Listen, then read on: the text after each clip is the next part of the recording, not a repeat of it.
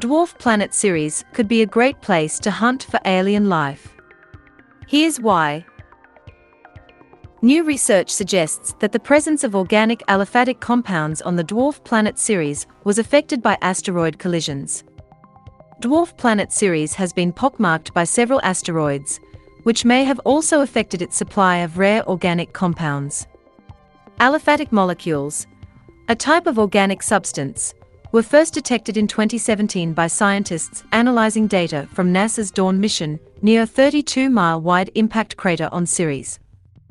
Some studies have hypothesized that asteroids brought these compounds to the dwarf planet, while others have determined that they were generated on Ceres. According to Juan Rizos' research, organics appear to be resilient to impacts with Ceres-like conditions and may be more widespread than initially reported.